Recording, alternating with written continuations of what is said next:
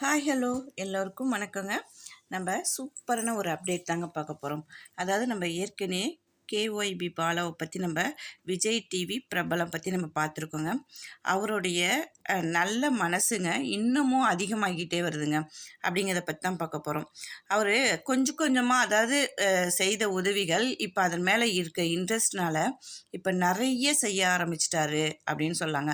இப்போ எங்கே திரும்பினாலும் அதாவது வைரலாக பரவிட்டுருக்குன்னா பாலாவுடைய அந்த செய்கிற உதவி தாங்க. அவர் தன்னால் என்ன முடியுமோ, எனக்கு மெசேஜ் பண்ணி யார் என்ன கேட்டாலும் என்னால் முடியறதை நான் அங்கே போய் செய்கிறேன் அப்படிங்கிறதுக்கு ஒரு நாளும் புது புது அப்டேட்டாக நமக்கு வந்துட்டுருக்குங்க. அதாவது ஒரு கிராமத்தில் இருக்க பொண்ணு முதுகுத்தண்டு அதாவது அதில் ஏதோ ப்ராப்ளம் அந்த பொண்ணுக்கு தானாகவே போய் உதவி செஞ்சு ஆப்ரேஷன் பண்ணி அந்த பொண்ணை நடக்க வச்சதுக்கப்புறம் அந்த வீட்டுக்கு போய் பார்த்துருக்காருங்க. அவங்க வீடு ரொம்பவே ஒரு இடிஞ்ச நிலையில் இருக்குதுங்க. அந்த வீடு ஏற்கனவே அவங்க அப்பா அம்மா ரொம்ப கஷ்டத்தில் இருக்கிறாங்க. அதை பார்த்துட்டு சரி என்னால் முடிஞ்ச அளவுக்கு உங்களுக்கு ஒரு சின்னதாக ஒரு வீடு கட்டித்தரேன் அப்படின்னு சொல்லிட்டு அட்வான்ஸாக இந்த 10,000 ரூபாயை வச்சுக்கோங்க அப்படின்னு சொல்லிட்டு கொடுத்துட்டு வந்திருக்காருங்க. ஒரு நாளும் அவருடைய நல்ல நிகழ்ச்சிகள் அவர் மூலியமாக வெளிவரும்போது நமக்கே பார்க்கும்போது ரொம்ப சந்தோஷத்தை கொடுக்குதுங்க. அவர் ஒவ்வொரு தடவையும் சொல்லுவாராம், எனக்கு அழகு இல்லை, நான் எப்படி மக்கள் மத்தியில் நான் ரீச் ஆக போகிறேன் அப்படின்னு நான் நினைப்பேன். அப்போ இவரை நினைக்கும் போது அழகெல்லாம் ஒரு பெரிய மேட்ரே இல்லைங்க.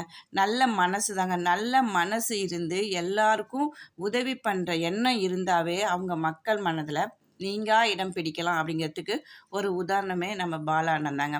இவரை நம்ம கடவுள்கிட்ட தினம் தினம் அவர் இன்னும் நிறைய சம்பாதிக்கணும், நம்மளால் முடிஞ்சது என்ன, அவரை நல்ல நிலைமையில கொண்டு வா, நல்லா சம்பாதிக்க வைங்க அப்படின்னு சொல்கிறது தான்.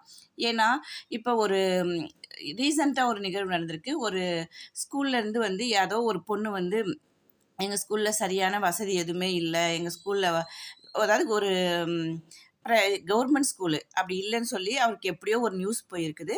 அவர் நேரடியாக போய் பார்வையிட்டு சரி என்னால் எவ்வளோ செய்ய முடியுமோ அதை செய்கிறேன்னு சொல்லிட்டு இன்னொருத்தவங்கள்ட்டையும் நான் உதவி கேட்டு அதன் மூலியமாக உங்களுக்கு செய்கிறேன்னு சொல்லிட்டு நம்ம லாரன்ஸ் இருக்காருங்களா, ராகவ் லாரன்ஸ் நடிகர், அவர் ஏற்கனவே நிறைய உதவிகள் செஞ்சிட்ருக்காரு. பாலா மாதிரியே அவரும் நிறைய உதவிகள் செஞ்சிட்ருக்காரு.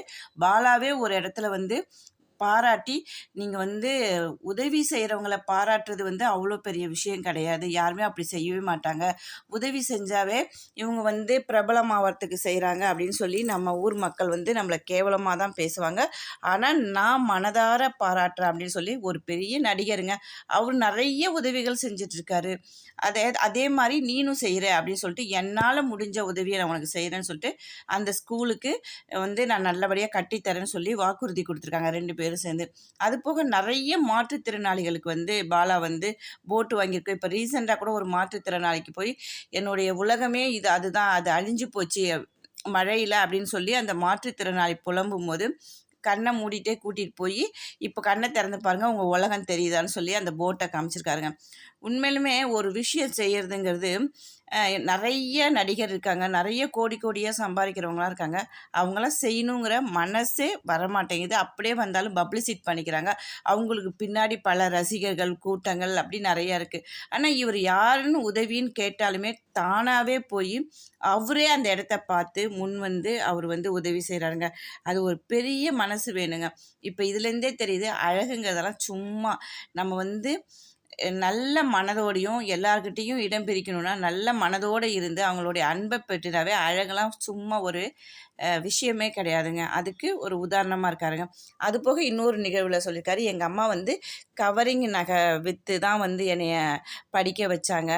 ஒரு நகை விற்றோம்னா 50 ரூபாய் கிடைக்கும், அதன் மூலமாக தான் நான் படித்தேன். ஒரு கட்டத்தில் நான் 10 வயசாக இருக்கும்போது எங்கள் அம்மாவுக்கு உடம்பு சரியாமல் போயிடுச்சு. அந்த சமயத்தில் நான் ஹாஸ்பிட்டலில் போய் ஏமா இங்கே படுத்திருக்க, வாமா துணிலாம் துவைக்க, வீட்டில் துணிலாம் நிறையா கிடக்குது அப்படின்னு சொன்னேன். எங்கள் அம்மா என்னை பார்த்து அழுதாங்க. எனக்கு அப்போ விவரம் தெரியல, இப்போ தெரியுது எல்லா விஷயமும். அப்பயுமே எல்லாம் சொல்லுவாங்க, என்னடா லூசு மாதிரி பேசிகிட்டு இருக்கா, அம்மா உடம்பு சரியாமல் ஆப்ரேஷன் பண்ணிட்டு படுத்திருக்காங்க அப்படின்னு சொல்லிட்டு. அந்த நிலைமையிலையும் என்னை கவரிங் நகை விற்று என்னை படிக்க வச்சாங்க. இப்போ எங்கள் அம்மா கழுத்தில் ஒரு தங்க சங்கிலி நான் போட்ட பெருமை எனக்கு இருக்குது அப்படின்னு சொல்கிறாங்க.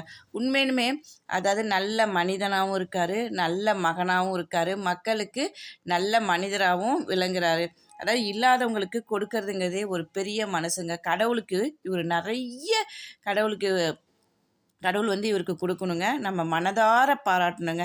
யாரெல்லாம் பாலாவை பிடிக்கும், விஜய் டிவி பாலாவை பிடிக்கும் அப்படிங்கிறதுக்காக ஒரு லைக் பண்ணுங்கள். அவரை பற்றி ஏதாவது உங்களுக்கு நல்ல மனசோட கமெண்ட் பண்ணுங்கள். அவரை எந்த சூழ்நிலையும் யாரும் திட்டாதீங்க. சில பேர் சொல்கிறாங்க, அதாவது அவர் வந்து காசுக்காக பண்ணுறாரு, பிரபலத்துக்காக பண்ணுறாரு அப்படின்னு சொல்கிறாங்க.